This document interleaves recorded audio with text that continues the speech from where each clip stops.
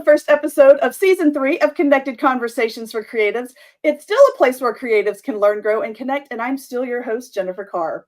Last season, I talked to 46 amazing creatives from 4 different countries all around the world.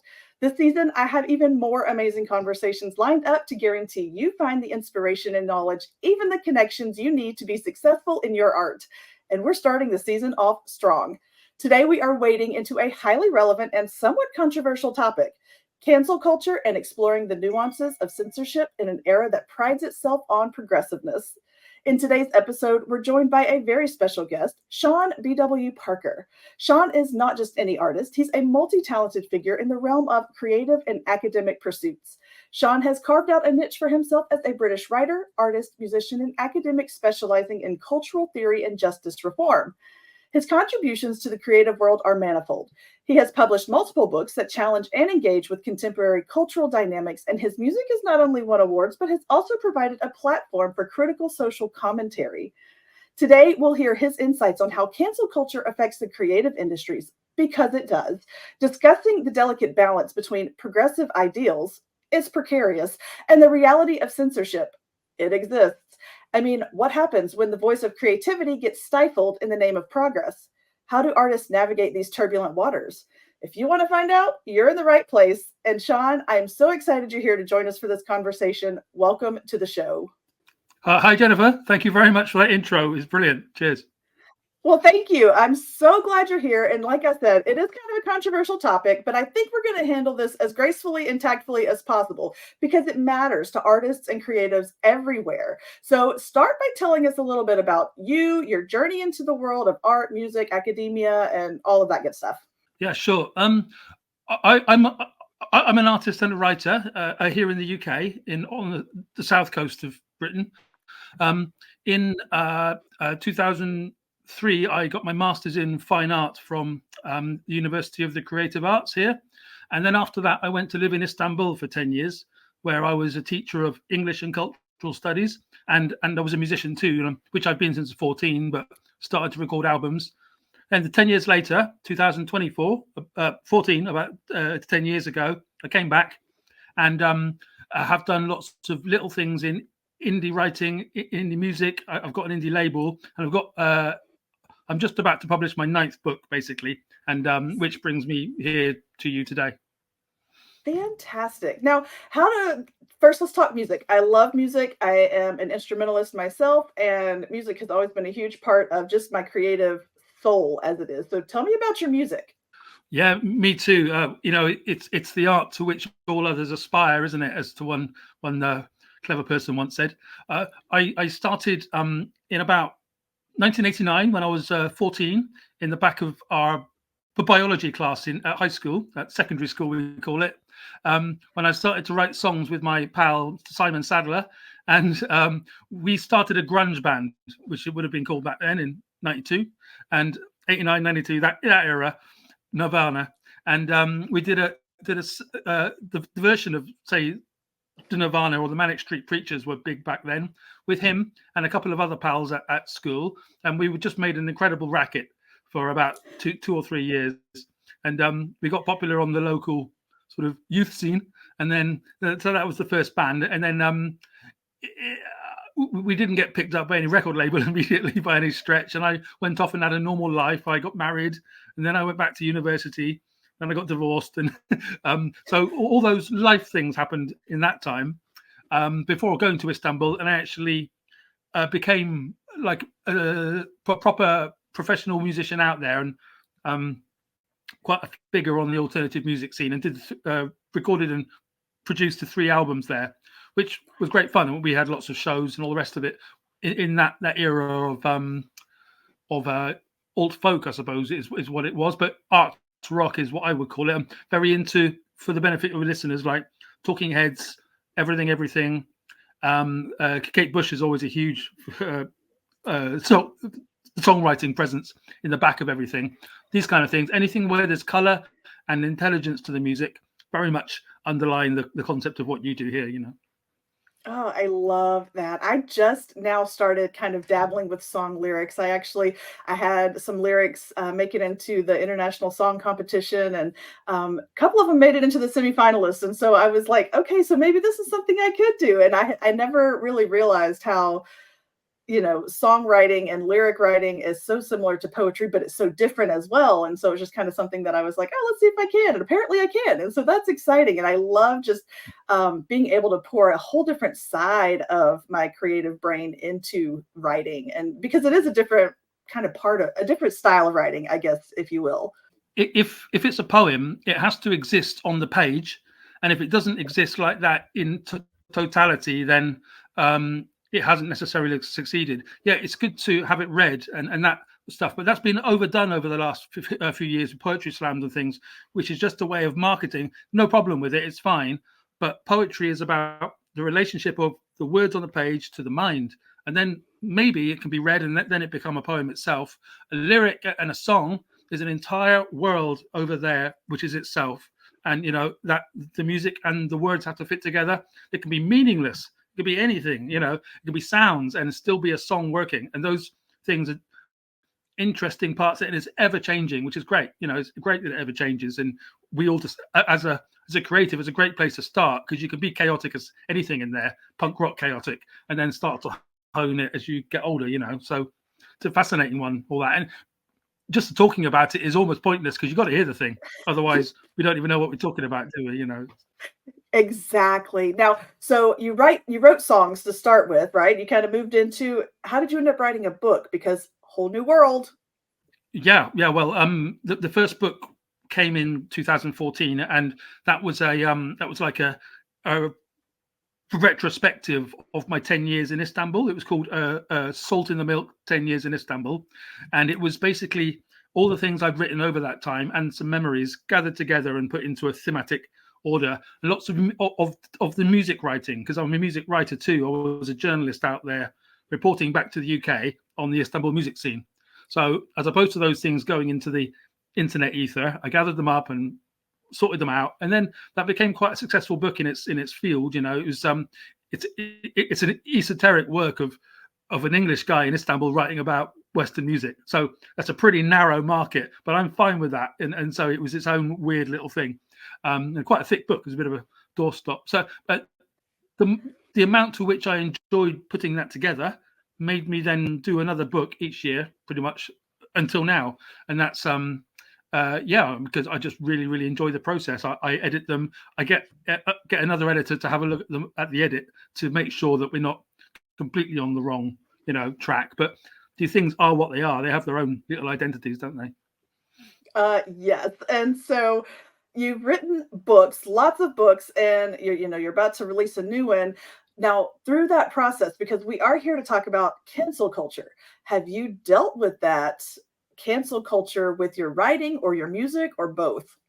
It's a good question, because it surrounds us. I live it, and many people that I follow on social media and real life now live it. And for 5 years, it's been absolutely decimating the creative industries here. Cancel culture itself. It was a thing in Turkey, in a way that you could predict what was going to happen here. But that's a deeply religiously divided place. So I was writing about, but we didn't call it cancel culture there. We just called it cultural tension, because of what's going on internally there. And then basically that entire proto-Marxist, but we can steer away from that if you want. But it's like that was transplanted into English academia, which then became used as a tool to basically shut creatives down. And so even the most left-wing, progressive, open-minded people were suddenly being closed if the narrative was slightly off narrative as directed by the woke state, if you want. We're trying to keep away from the word woke because it's tired, but it's also quite useful, because the problem is that the establishment has become woke.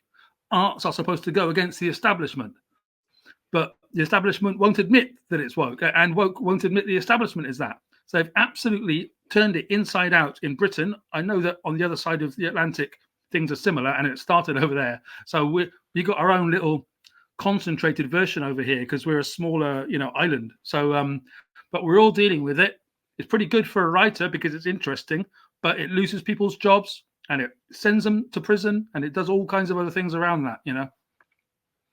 I do know, and I have seen it firsthand, not firsthand as it happened to me, but firsthand authors that I know that and that I'm connected to, they have faced this cancel culture because, well, one reason or another, and it bothers me because I love what you said about how the arts are supposed to go against, right? We're supposed to take that stand. We're supposed to be the ones bucking the system because creativity, that's what it does. It finds solutions for problems and that kind of thing. And we pour it into our writing, or we can express ourselves for whatever the case may be. And so, yeah, why do you think it has become such a prominent issue for creatives? Like, and I have my theories, and one of them is that the powers that be like to have a hand of control on things. Like, they lose control of the narrative, and so they want to control what we express. But why do you think creatives are being faced, and why are we giving in so easily?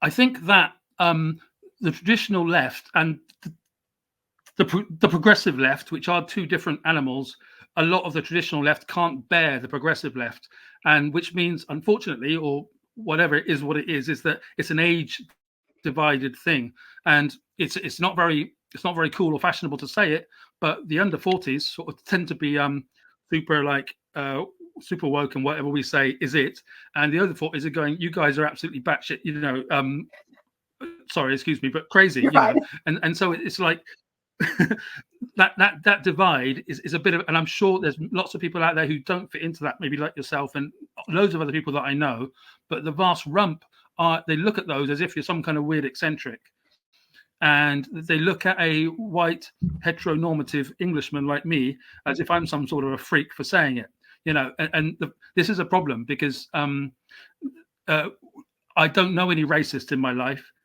for example, but and I know we're supposed to be talking in a Christmassy sort of way. Anyway, let's get to it. Is that for the last 5 years you cannot have a normal conversation without being called a racist? It's so strange, because if you're just trying to have an honest conversation about things, and the thing about artists is that they're supposed to do that. It's the right thing to do, but at the same time, we've got the BBC here and the Guardian, which are two huge sort of totems of culture, which, if you're right on and ambitious and things, you want to get in and want to be behind, but they just support the line of white heteronormativity bad, and anything that goes against that, and then they start to employ people according to their diversity policy, who happen to usually have a grievance culture against all the things I'm talking about, and also know that the clicks are the market. So even if you don't agree with what you're writing and what you're sending out, it's the clicks that matter, not your own opinion. So that's how they get a bunch of people who just don't really care. They just know what works to go along with it, until eventually you go, hang on, this is nonsense. And it took until I think a lot of the Black Lives Matter people starting to buy mansions that people started to go, hang on a second. Mob mentality is real, right? And echo chambers are real. And I think a lot of times when we find our niche, like the book world, and it's an indie publishing book world for that matter. In my case, you find yourself in this massive echo chamber. And I think what people don't realize is that there are so many voices speaking, and the ones who are being paid to promote and advertise are sometimes the loudest. And it's not always because they believe what they're saying, right? Like it's these people who, and one prime example, you could be scrolling through TikTok and you will see somebody talking about an author who, you really shouldn't pay attention to their work. You really shouldn't, this is a terrible book. They stand for this, whatever.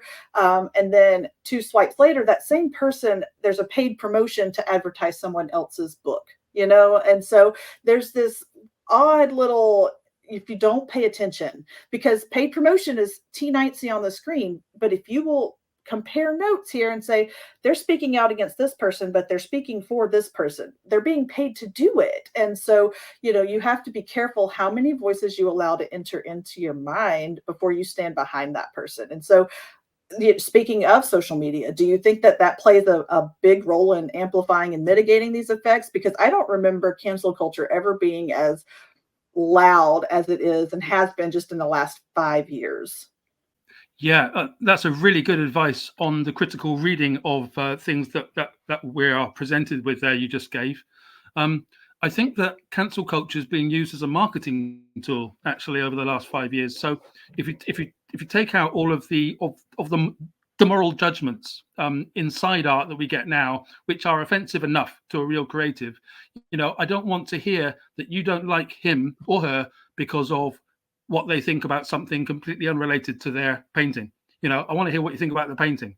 So get Yes. back to playing the ball would be my first thing.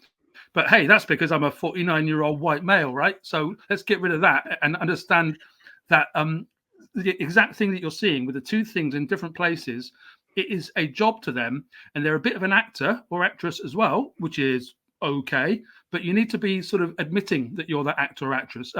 Piers Morgan is a pretty good, because he's big over there and big here, probably the biggest journalist people might come to people's tongues in the world, and he's got this sense of outrage all the time, but he's also incredibly highly paid and very opinionated. And you're like, how can you keep this up for 30 years, man? It's incredible. And it's because it's a sort of a paid outrage, because you can't be on that level of outrage all the time. If I was, I'd have a nervous breakdown years ago. It's so it seems to involve some sort of degree of acting as well, which and it's definitely. We saw just last year, Jennifer, this in Britain, a bunch of presenters basically started to call each other out for various sort of sexual infractions that were reported in the media. The Dan Wootton, Philip Schofield, Hugh Edwards, some newsreaders, people that wouldn't mean anything of North America. But basically it was their PR managers getting the grudges back against each other. It's my own theory, that because I have a little insight into what they do. And they were just having a dig at each other, trying to bring down the careers of the much loved main people. And they all went off, all cancelled from photo things or various things they got up into their private life, which should have nothing to do with their presenting, but point that out, and then you're some sort of facilitator of things, and you're like, oh God, get me out of here, Yes. There have been a number of authors who have been canceled because either they stood behind either Israel or not Israel, or they have, chosen the opposite, or whatever the case may be. And if you make the wrong choice and you vocalize that, right? Like if you say out loud that I am pro this or pro that, immediately, you're out, or you've pushed to the forefront. And I'm going, when does that affect the book that I wrote? Because my book has nothing to do with the history of or the politics of, like that. Why is my art being judged based on my personal and political or religious or anything like that? Like why is the art? So I have no problem. Like I'll read any book one time. I will read anybody's book one time, and I don't care what they stand for. Now if they're a great writer, I'll read the next one, and if they're not, I won't. And that had nothing to do with whether they were pro this or pro that. So, like how are we going to battle this? Because especially in the indie publishing world, like it's a very small community. It's growing, but it's a small community, but it's real easy to get ostracized from it. Well, there is a dark reality behind what you just said, and I'd be the same. I would read anything once, and if it's really controversial, read it again and again, because these things we need these days. But it's like with what you just said, it's actually the old phrase is there's only one thing worse than being talked about, and that's not being talked about. Oscar Wilde, I think, and that's behind the entire publicity machine, and even more relevant in the all-devouring machine of the internet, where all of our arts, I've got my thing behind me now. I did it for anybody watching, and with your stuff, we are engaged in a conversation about creativity. We're talking about music sometimes, something entirely else. That is an entire world of creativity. The internet's facilitated it. Thank you, internet. But the only way to make these things actually stand out is to attach some grisly story to it. And if you don't, it's going to get sunk to the bottom of everything. Well, it won't necessarily, but you need to attach something real world grisly to it for it to have. If it doesn't bleed, it leads. I'm coming out with a bunch of cliches, but they're quite useful, aren't they? And it's like that is the reality behind everything in the internet. We can get outraged about. I could go out online tomorrow onto X and say everybody should read Mein Kampf by Hitler because Jennifer and I decided that we need to read it once but not again. And that might go viral, and then you and I would have this thing go viral. It's like, do I want people to read Mein Kampf off the back of that. Well, it's got some good things in it, Yeah. but it's like you're not really allowed to mention that part of it.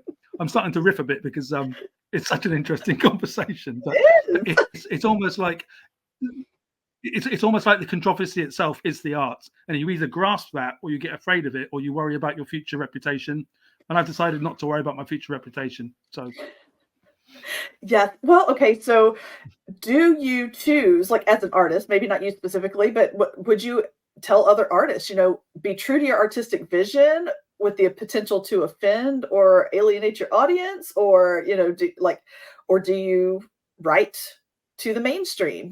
That's such a hard line for me because I will just say that my first two books are Christian fiction. Like I write Christian fiction because that is my background. I am a Christian, those are my beliefs.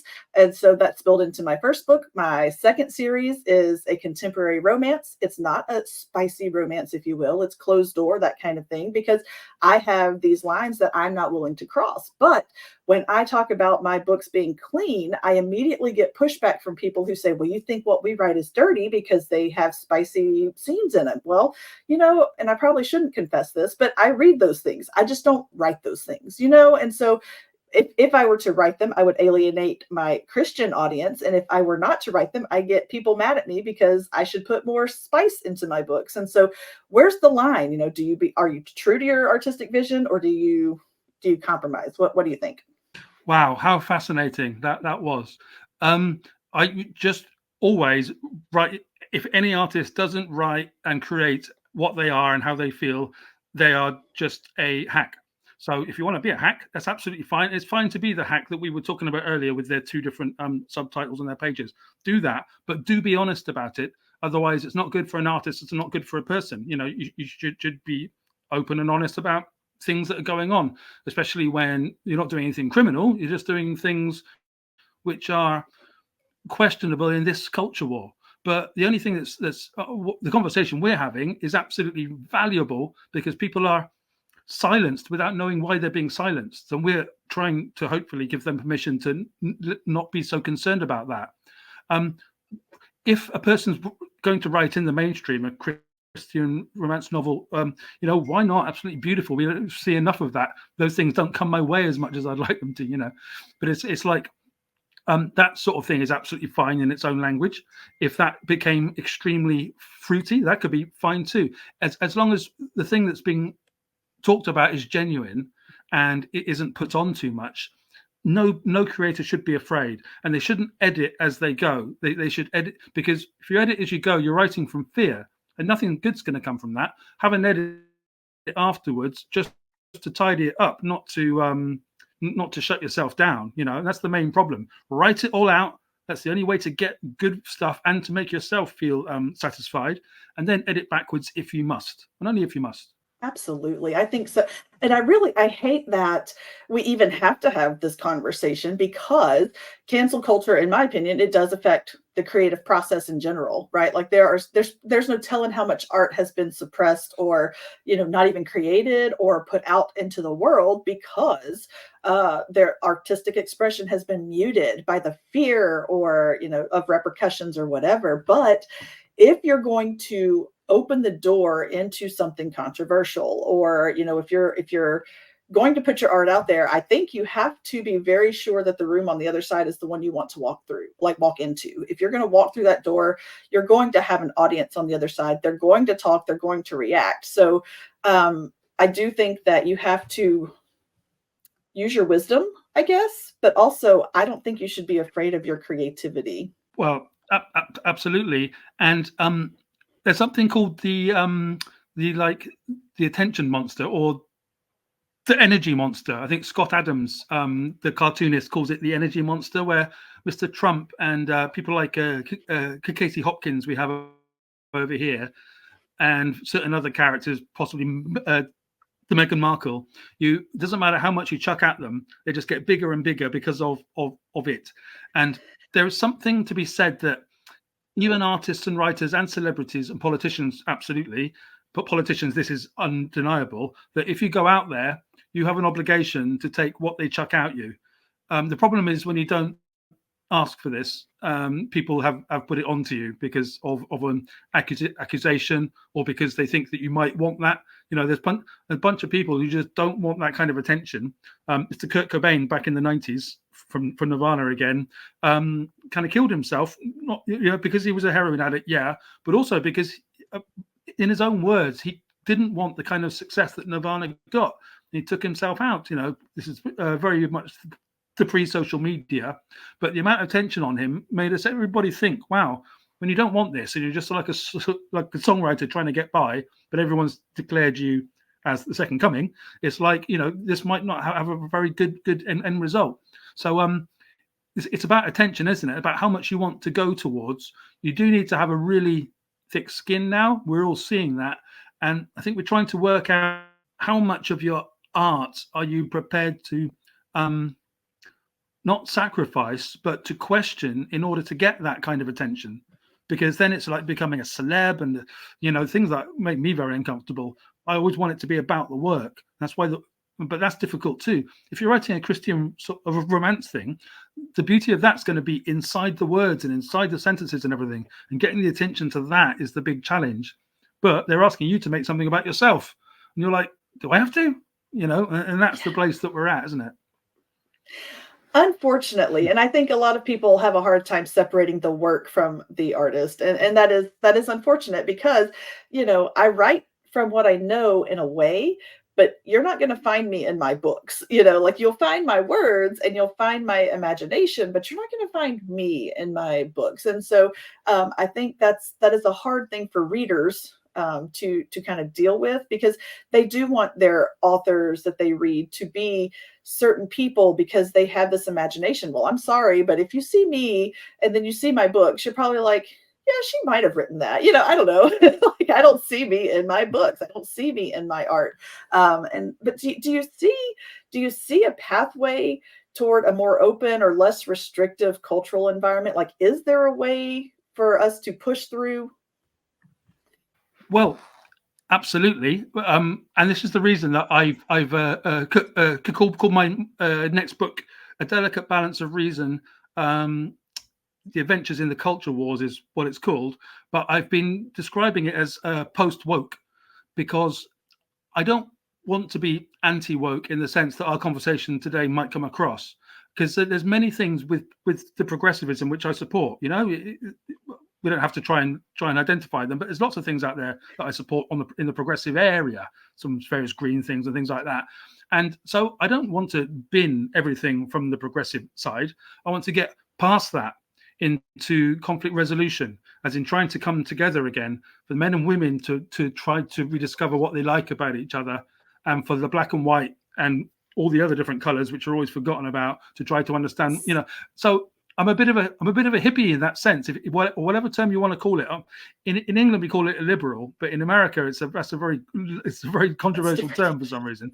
We don't really have it as a conservative thing here. It's quite a strict, quite a staunch thing, being a liberal.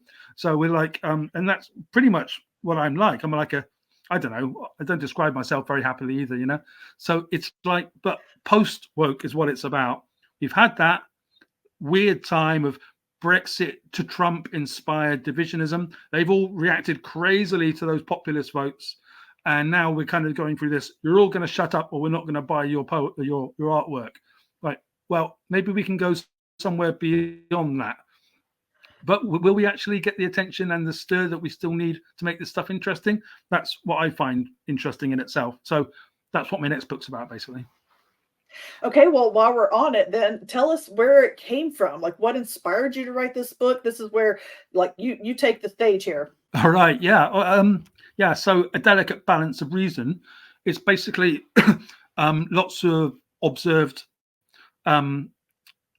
explorations into every story that comes one's way, from the trans rights issues to the Depp Heard situation, to the Black Lives Matter. And that's just for three very obvious ones. There's lots of other smaller ones, particularly with the revisionism, where if Shakespeare was a woman, then possibly he was. They've been talking about that for decades, but it's only now where the people in the power of the culture are writing Shakespeare was a woman And if you say, hang on, he wasn't, then somehow you are somehow being the antagonist by saying, no, he wasn't.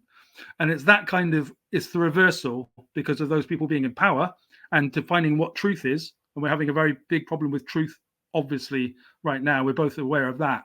So where does truth go after all this? Who knows? The most sort of truthful place is in the podcast revolution right now. Here's, it's the you and I talking to each other from two parts of the Atlantic about similar shared culture and understandings about things. We're able to have an actual discussion. Whereas over in the legacy media, they will only be looking for arguments about people who don't agree in order to up their clicks, to sell advertising, and we're not in that world. This book of mine, Delicate Balance, is all these observations done with wit, without much academia. I've got an academic bone in me, but this book is not an academic dense thing. It's a thick book, but it's not academically difficult. It's quite, I have a vocabulary, so it's rich to read. I hope you enjoy it, Jen, and all your readers do.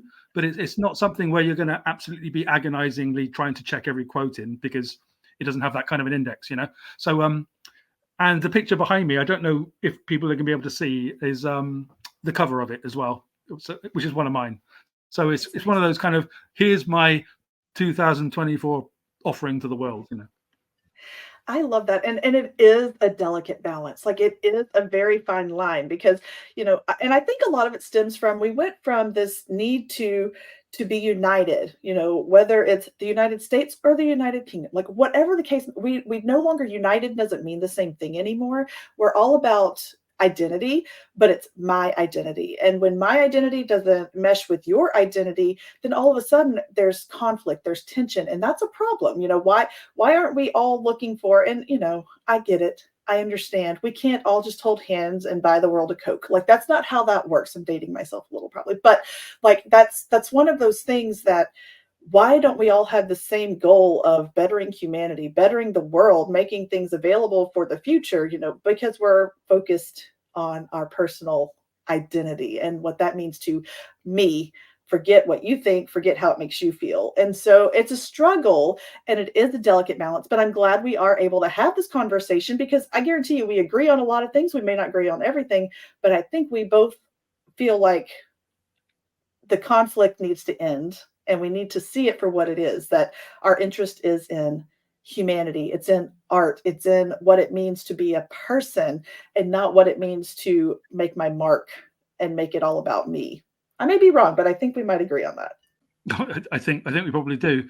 And it's this whole idea of, I don't agree with you, thus you are bad and you are wrong, is a problem, and it's new. And yeah, in the past, people have had their disagreements, and in the past, people were much more violent. They would be down there at the pub, smacking each other about over the kind of things that we get snarky about on Twitter these days. X, it's like having the moral judgment about people just because they don't sort of tally with your own pre-ideas is a sign of immaturity. And people will say, yeah, well, you would say maturity, wouldn't you? And the fact is, well, why don't they grow up then and develop some wisdom? Because you don't have to be older to have that wisdom. There'll be loads of people of much younger than us who do have a lot of wisdom but aren't allowed to express it. Because if they express the wisdom or the circumspection that we love to see, they're going to be called a traitor by the progressive class who are in charge of the media. So we basically have to get that media to be balanced out by traditional thinking, post-woke thinking. I'm keeping away from anti-woke, post-woke thinking, just in terms of there's nothing wrong with you being white, me being a man, and you being a woman. And then the people watching us, if they're black, from India, or disabled, of course, we have no problem with that, or wherever they're from, it does not matter whatsoever. It's not even about the content of their character, though MLK did come out with something beautiful then. That person, whatever they've done, the best thing about Christianity and lots of other religions is whatever they've done, they can come to me. I will forgive. That is absolutely disposed of by woke culture. So we've got to get past that too, if we want any kind of a future, and to go, no, you are actually fine. And to top all this off, we've just realized after 50 years of them saying, have fewer children, we're killing the world. We're not having enough children. And we're all about to we're all not going to be looked after. And our system's going to collapse. And we're going to need to fill our own countries with people from all over the rest of the world. Unsustainable. So you need to get to a proper mature balance of intellectualism. When it comes to art, I don't want any mature balance at all. I want crazy stuff out there. So, trying to get those things right. Yes, throw something at the wall and see if it sticks. Like that is how I feel about art. That's how I feel about, I've read some amazing books and I've read some less than amazing books, but you know what? I remember them both, right? For one reason or another. I remember they made an impact on me in some form or fashion. So put it out there. You just never know when you're going to impact somebody with your art. And I think that's true for a lot of things, just because you feel marginalized, just because you feel ostracized, whatever the case may be, put yourself out there because you don't know when you're going to make a difference in somebody else's life. Forget about the labels, forget about all of the things that people are telling you have to be because you're XYZ. Be yourself, be true to yourself, and you're going to find the people that mean something and need you as much as you need them. Yeah, no, you're absolutely right with that. I can't even can't even correct it. I couldn't agree more. Yeah. Well, thanks. That sounds good. I'm going to tell my husband you said that, and then he'll just be like, "Oh, I should do that more often." No. Okay, so I'm going to sit back and let you. We've had a really good conversation. Is there anything else you want to talk about? You want to throw out there questions you want to ask? Well, we've obviously covered quite a lot in what we were what's on the tin. So it's like, yeah, I've got this book, A Delicate Balance of Reason, coming. Actually, it's probably already out. Yep. And so if you go to Amazon and look up A Delicate Balance, you'll find it there. The lovely picture on the front of it. And you can have a look at everything that we're talking about now in my English style. And I have no shame about saying it's in an English style of writing. Why not? We invented the thing. And 6 months ago, just to let them know too, I published Caucasian Nights, which is my 6th album in total. I've done some compilations as well, but this is my 6th since in 20 years, since 2006, and it's like it's a spoken word crossed with hip hop experimental thing. I'm very into spoken word recitals to poetry and that kind of thing, but it has an electro theme to it. So it's not folk rock like we were sort of alluding to earlier. It's got an electro edge, which hopefully your listeners will find interesting. It's called Caucasian Nights, and it's distributed by Root Note. And basically, if they go to Amazon and look up that name, and perhaps me, Sean B.W. Parker, they will find that album. Can have a good old listen if they don't want to read so much, or they can do both. They can read and listen to my stuff. This album is actually related to cancel culture type things as well, because it's the lyrics are kind of, I'm speaking them, and it alludes to all these things, problems in the culture wars, and it's not but it's also an enjoyable listen. It's not some heavy thing coming at you and like beating you over the head. It's an enjoyable groove. That's a good way to put it. Intellectual words to an enjoyable groove, Jennifer. Yeah. I like it. That's your new tagline. That's great. I love it.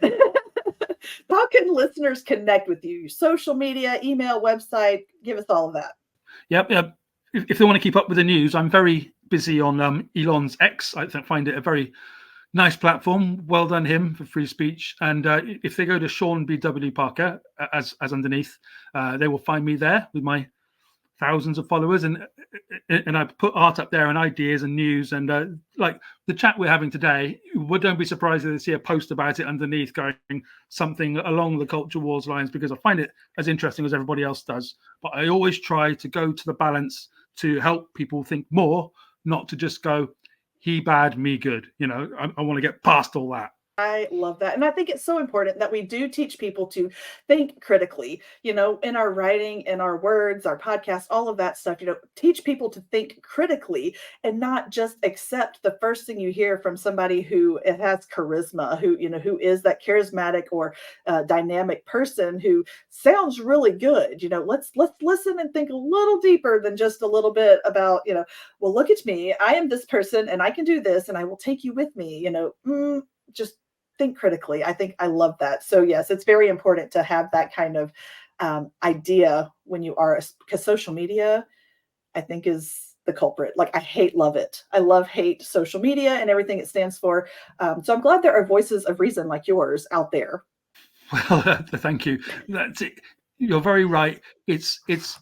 At the moment, it's unarguable with it's amoral. It's massive. It's bigger than the podcast revolution, as I've alluded, has a very big part to play in helping it go forward.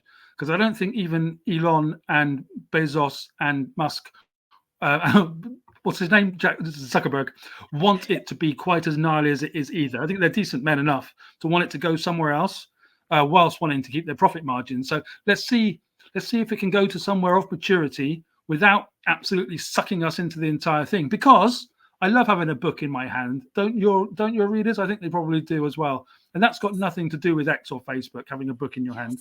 And that's what I'm all about. Having the product as well as the lovely communication we're able to have now. Fantastic. Well done, tech wonks. But also give me the book and the painting as well, Yes, absolutely. All right. We have come to the very end of things where I'm going to ask you the big question. Are you ready to answer the big question? I don't have much choice, do I? So you don't. You really don't. Like, this is your exit ticket. So you don't leave until you answer the big question. What is one piece of advice or encouragement you want someone to walk away with if they hear nothing else from our conversation? Oh, nice.